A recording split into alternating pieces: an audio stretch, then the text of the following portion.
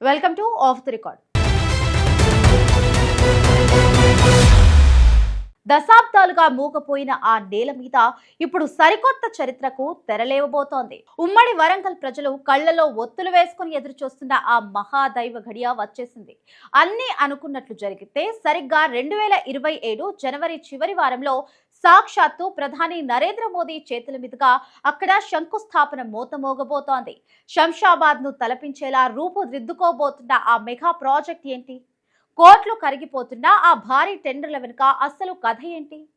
అప్పుడే మొదలైన ఆ హై వోల్టేజ్ క్రెడిట్ వార్ రాజకీయ రగడ ఏ రూపం దాల్చింది? Let's watch.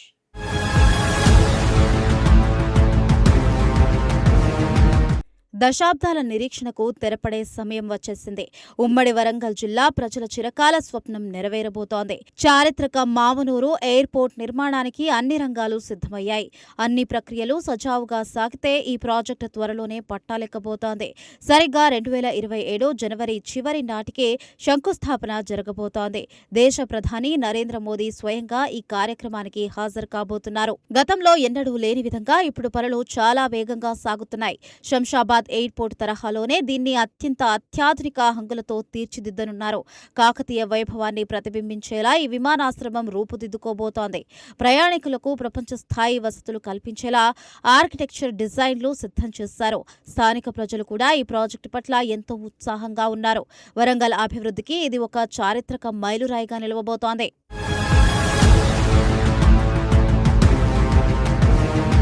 అభివృద్ధి సంగతి ఎలా ఉన్నా ఇక్కడ రాజకీయం మాత్రం పీక్స్ కు చేరింది. శంకుస్థాపన తేదీ ఖరారైందో లేదో క్రెడిట్ వార్ 100% మొదలైంది. సీఎం రేవంత్ రెడ్డి ఫోటోలతో కాంగ్రెస్ నేతలు పాలాభిషేకాలు చేస్తున్నారు. మరోవైపు ప్రధాని మోడీ చిత్రపటాలకు బీజేపీ శ్రేణులు జై కొడుతున్నారు. ఈ క్రెడిట్ మాకే దక్కుతుంది అంటూ బీఆర్ఎస్ సైతం కౌంటర్లు విసురుతోంది. రాబోయే ఎన్నికలను దృష్టిలో పెట్టుకుని పార్టీలన్నీ దీనిపైనే ఫోకస్ పెట్టాయి. ఈ ప్రాజెక్ట్ టెక్నికల్ మరియు ఇంజనీరింగ్ పరంగా చాలా పెద్దది. ఏకంగా 2800 మీటర్ల పొడవుతో భారీ రన్ వేను నిర్మిస్తున్నారు. దీనికి తోడు 75 మీటర్ల వెడల్పు కూడా ఉండేలా ప్లాన్ చేశారు.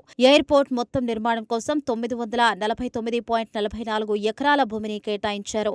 గాడిపల్లి, గుంటూరుపల్లి, నక్కలపల్లి గ్రామాల్లో మరో 253 ఎకరాల భూసేకరణ జరుగుతోంది. అతిపెద్ద విమానాలు సైతం ల్యాండ్ అయ్యేలా టెక్నికల్ స్టాండర్డ్స్ మెయింటైన్ చేస్తున్నారు.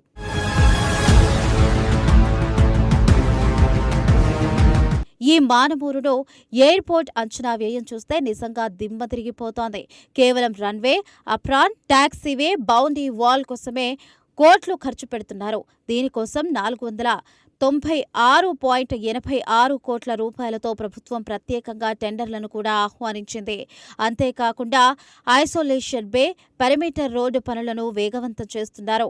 ఎమర్జెన్సీ యాక్సిడెంట్ రోడ్డు వంటి ఇతర వసతుల కల్పన కోసం భారీ బడ్జెట్ కేటాయించారు. మొత్తంగా ఈ ప్రాజెక్టు కోసం 2304.98 కోట్లతో టెండర్లు పిలిచారు. టెండర్ల ప్రక్రియకు సంబంధించిన షెడ్యూల్ కూడా ఇప్పటికే పూర్తిగా ఖరారైంది. ఈ నెల 29వ తేదీ నుంచి ఆగస్టు 12 వరకు బిడ్స్ దాఖలు చేసుకోవచ్చు. ఆ తర్వాత వచ్చే నెల ఆగస్టు 18న టెక్నికల్ బిడ్స్ ఓపెన్ చేస్తారు. సెప్టెంబర్ 7న ఫైనాన్షియల్ బిడ్స్ ఓపెన్ చేసి ఏజెన్సీని ఫైనల్ చేస్తారు. ఈ ప్రాజెక్టు దక్కించుకోవడానికి దేశంలోని పెద్ద కంపెనీలు తీవ్రంగా పోటీ పడుతున్నాయి. కాంట్రాక్టు దక్కించుకునే ఆ సంస్థల వివరాలు త్వరలోనే బయటికి రాబోతున్నాయి.